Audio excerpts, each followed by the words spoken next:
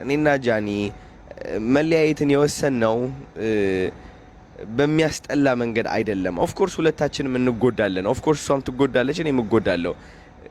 ግን አንዳንዴ ልብ ብለህ ስታስተውል የተለያየ የየራስህ መንገድ እንዳለ ታውቃለህ።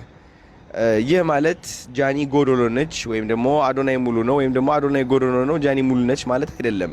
ሁላችንም ሰው ነን። የራሳችን እግዚአብሔር የሰጠን መንገድ አለ እና ማስተዋልን ይጠይቃል። እንደዚህ አይነት ውሳኔ ለመወሰን ተረዳችሁኝ? ማስተዋልን ይጠይቃል። እግዚአብሔር ያለበት መከባበር ያለበት ማሰብና ትልቅነት ያለበት መለያየት ነው። የተለያየ ነው። እኔና ጃኒ ብትወድቅ የሆነ ነገር ቢያጋጥማት እኔም ብትጽፍልኝ ወደ እኔ ብትመጣ እኔም ማግዛት ሰው ነኝ። እኔም እንደዛው ማለት ነው። ተረዳችሁኝ?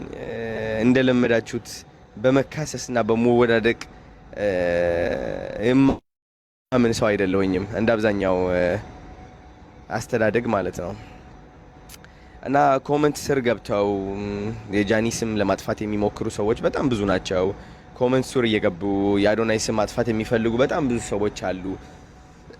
የራሳቸው ኔጌቲቭ የሆነ ሰይጣናዊ የሆነ አስተሳሰብ እኛ ላይ የሚያሳርፉ በጣም ብዙ ሰዎች ናቸው። እነዚህ ሰዎች ያሳዝኑኛል። ተረዳችሁኝ? በጣም ያሳዝኑኛል። ለምን ሊረዱን አልቻሉማ?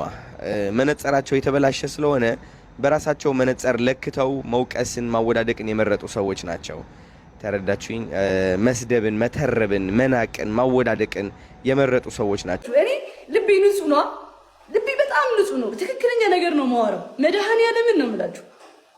ማንንም አላፈመሰም። እመኑ። በስራው ነው ማንም የፈመሰው።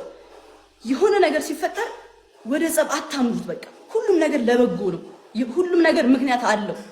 ገባችኋ? ተቀበሉት። በቃ ግዴታ ጸብ መሆን የለበትም። የሆነ ነገር ጸብ መሆን የለበትም። እመኑኝ። እንዴ በፍቅር መለያየት እኮ አለ አይደል እንዴ? ግዴታ ለምንድን ነው ሳይድ ይዛችሁ አንተ እንደዚህ ከሆንክ እንደዚህ አይቀናህም እንዴ? ምን ታውቃላችሁ? ምንም የምታውቁት ነገር እኮ የለም እኮ ስለተፈጠረው ነገር። በነገራችን ላይ ምንም የምታውቁት ነገር የለም። ላይቭ ላይ ነው የምታዩኝ። እኔ ነው ያኛውንም ላይቭ ላይ እንደዛው። ገባችኋ?